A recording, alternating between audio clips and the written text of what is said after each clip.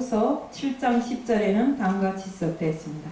하나님이 뜻대로 하는 근심은 후회할 것이 없는 구원에 이르게 하는 회개를 이루는 것이요 세상 근심은 사망을 이루는 것이니라. 그렇습니다. 우리가 말씀에 되어 있는 바와 같이 우리가 하나님이 뜻대로 하기 위해서 회개도 하는 것입니다. 참말로 우리 회개는 하나님께서 우리에게 주신 은혜요 특권입니다. 아무 사람이나 회개하는 게 아닙니다. 하나님을 믿는 자만이 할 수 있게끔 우리에게 특권을 주신 것입니다. 그런데 이 회개라는 게 어떤 사람들이 할 수 있는 거예요? 하나님으로부터 멀리 떠났다가 다시 돌아와서 하나님 앞에 자복하고 회개하는 것이 바로 그 회개입니다.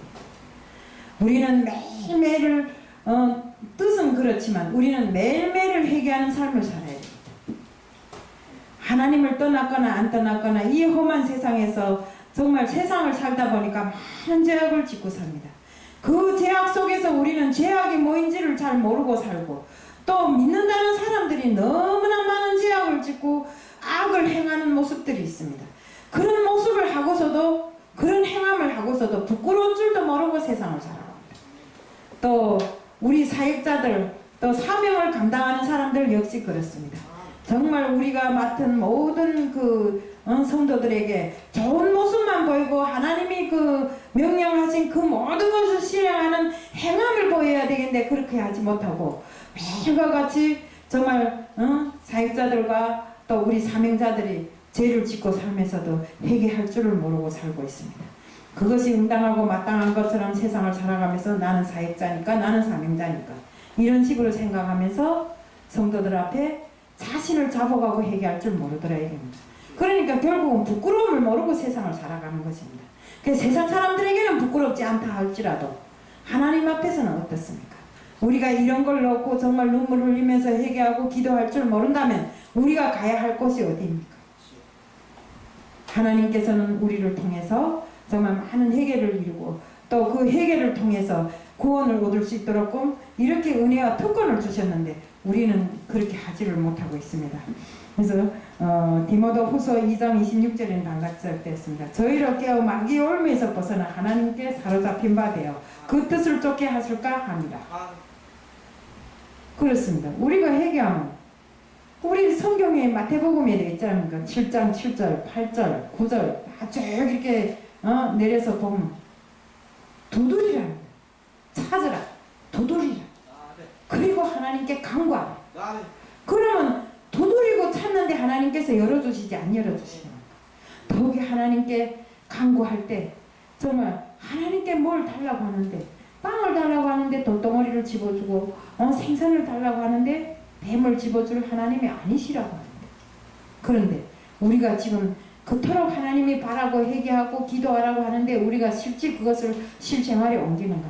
잘 옮기지를 못하고 있습니다. 물론 우리들은 기도하는 삶을 살고 회개하는 삶도 살고 있습니다. 그렇지만 진실로 참 회개를 이루는 사람이 별반 지금 세상에 별반 없더라 이겁니다.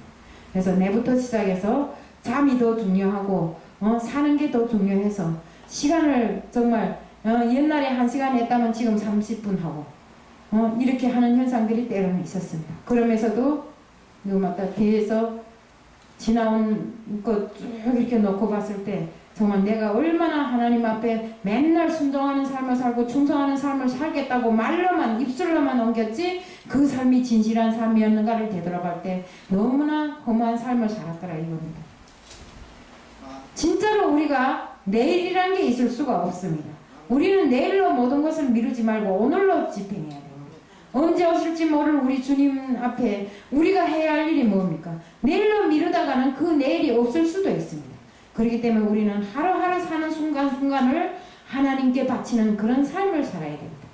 그래서 저도 정말 솔직한 말로 목사 한 수를 받고 보니까 그 짐이 너무나도 더 무거워지고 정말 내 어깨에는 그 십자가가 메워져 있어갖고 그걸 끌고 가는 게 보통 일이 아닙니다.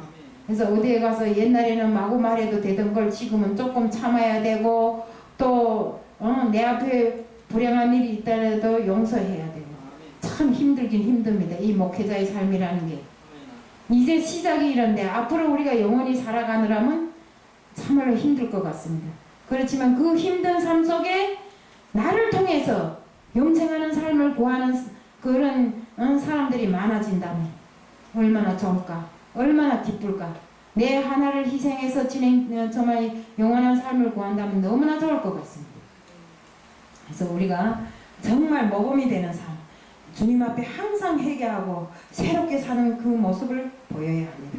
그리고 내 마음속에 회개로서 내 마음속을 막 이렇게 씻어버리고 정말 이 속에 주님을 모시고 그 모신 주님을 다 정말 잘 모시기 위해서 정말 더 순결하게 모시기 위해서 우리가 노력하고 또 노력하고 힘쓰고 애써야 됩니다.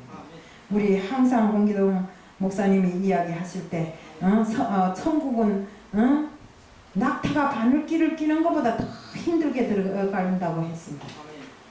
그 소리를 들어볼 때 우리가 정말 천국길이 얼마나 멀고 험한가 하는 것을 잘 압니다. 그런데 시작부터 제대로 매무시를 못하면 나중에는 그 가다가 신발끈이 풀려서 자기 신발끈에 밟혀서 넘어집니다. 결국 자기 자신을 파멸하는 길밖에 없죠. 어떤 사람들은 회개하고 기도한다고 하는데 그 회개와 기도가 자신을 정당화하는 기도, 맨날 하나님 앞에 달라는 기도, 맨날 자신이 죄를 정당화해서 풀이해서 이렇게 아래다 보니까 하나님이 기뻐하겠습니까? 그에 대한 용서가 있겠습니까? 절대 없습니다. 우리는 하나님 앞에 회개하면 무조건적인 회개를 해야 돼요. 그런데 마음 한구석에 항상 나를 옹호하고 나를 지지하는 그런 마음을 두고 회개를 한다면 그것은 회개가 아닙니다. 그래서 우리는 회개를 해도 똑똑한 회개, 똑바른 회개, 하나님이 기뻐하시는 회개, 하나님께서 들어주시는 회개를 해야 되는 것입니다. 그래서 정말 제가 살아오면서 지금까지 보니까 회개란 게 그토록 중요하구나 하는 거죠. 제가 회개를 쭉 하다가 이리 앉혀놓고 보면 아기 때부터 내가 기억에 남는 것부터 쫙 영화 필름처럼 지나갑니다. 그 속에 잘못된 거 잘된 거 정말 그러다 보니까 이 회개를 하지 않으면 자기 삶에 정말 지나온 그 낡은 그 못된 것들을 그냥 지니고 있으면 우리가 천국에 갈 수 있습니까? 절대로 없습니다. 또 그리고 앞으로의 삶도 그렇습니다. 앞으로도 우리가 자신을 회개할 수 있는 이런 기회가 없고 그 기회를 놓친다면 우리는 천국에 갈 수 있는 기회마저도 다 놓쳐버리고 자기 자신을 어디에 끌고 갈지를 여기 앉은 분들은 다 알 것입니다. 그러니까 우리는 천국 지옥을 알고 있는 사람들이기 때문에 우리가 정말 가려고 하는 목적지가 어디고 우리가 가야 할 곳이 어딘가 하는 것을 다 알고 있습니다.